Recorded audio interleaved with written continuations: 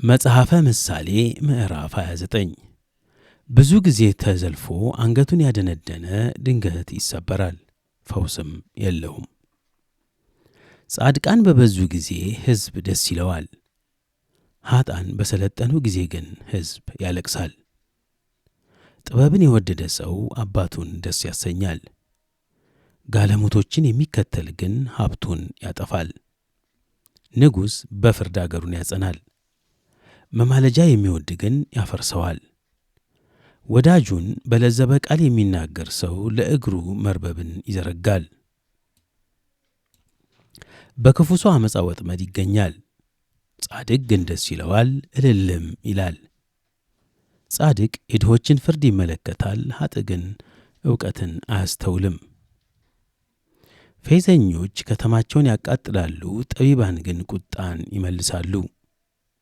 ጠቢብ ከሰነፍ ጋር ቢጣላ ሰነፉ ወይም ይቆጣል ወይም ይስቃል፣ እረፍትም የለም።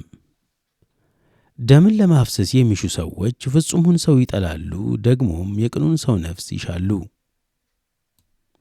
ሰነፍ ሰው ቁጣውን ሁሉ ያወጣል፣ ጠቢብ ግን በውስጡ ያስቀረዋል።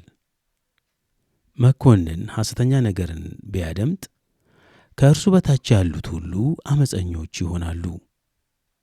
ድሃና ግፈኛ ተገናኙ፣ እግዚአብሔር የሁለቱንም ዓይን ያበራል።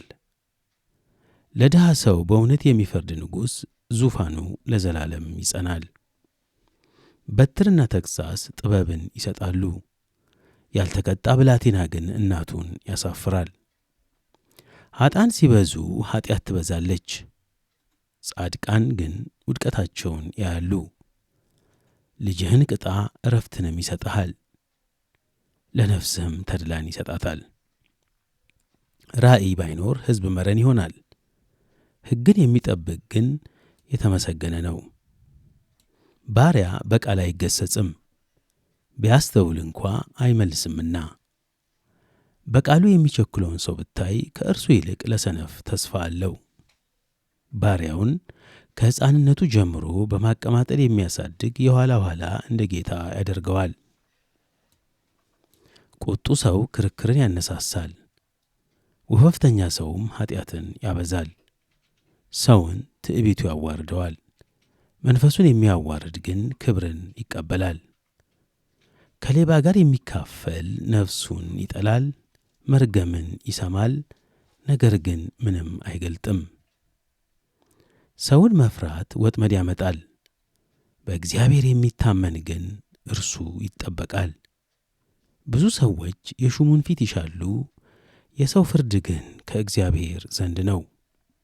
ኃጢአተኛ በጻድቃን ዘንድ አጸያፊ ነው፣ በቀና መንገድ የሚሄደውም በኀጥኣን ዘንድ አጸያፊ ነው።